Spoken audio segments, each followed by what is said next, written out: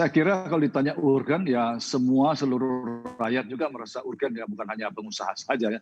Artinya, tapi begini Mbak, ini kan situasi pandemi, situasi dalam kondisi yang situasi yang luar biasa ya.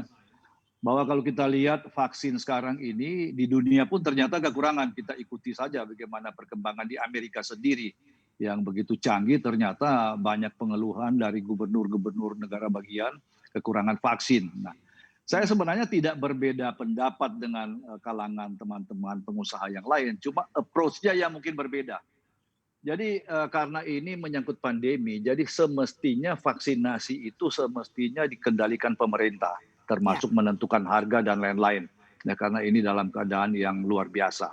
Nah, kedua, lebih baik kita, jadi tujuannya sama, kalangan pengusaha atau teman-teman saya kan berharap agar ada vaksinasi mandiri, sehingga dengan demikian bisa mempercepat vaksinasi agar ekonomi berjalan lagi. Nah, saya ini ingin lebih cenderung berpendapat sebagai pribadi saja lah, supaya jangan orang kan bisa confuse di kalangan pengusaha juga banyak mhm pendapat. mhm. Tetap ini menjadi prioritas, tetapi masuk bukan karena yang mampu bisa membeli vaksin, dia membeli vaksin dulu agar divaksin, tetapi adalah skala prioritas. Jadi skala prioritas pertama adalah tentunya frontliner, yaitu para petugas kesehatan, petugas-petugas yang di bidang services dan lain-lain. Nah, setelah itu adalah kalangan yang berada di sektor ekonomi, Mhm. termasuk pengusaha di situ.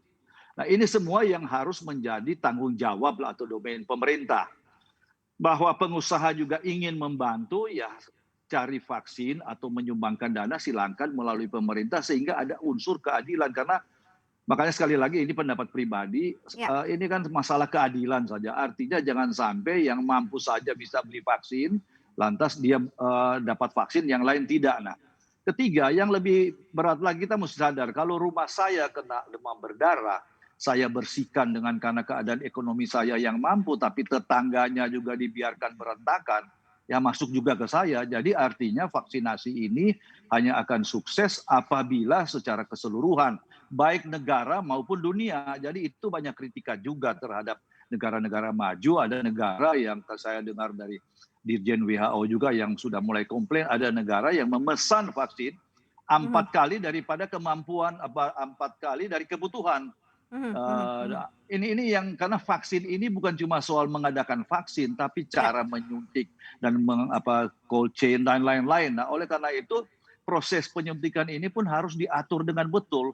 Kalau kita lihat Singapura dan pernyataan Perdana Menteri Lee Hsien Loong, itu yang hanya 6 juta kan memerlukan berbulan-bulan. Karena bukan ya, karena dia ya. tidak sanggup sekaligus.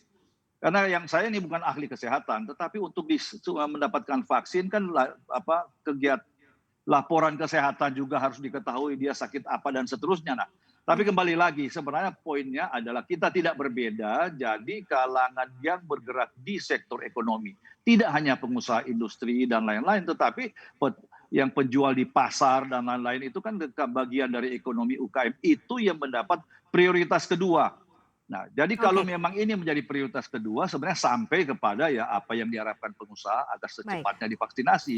Jangan lupa untuk install aplikasi CNBC Indonesia yang tersedia di App Store dan Play Store dan ikuti terus perkembangan ekonomi bisnis terkini hanya di CNBC Indonesia Beyond Business.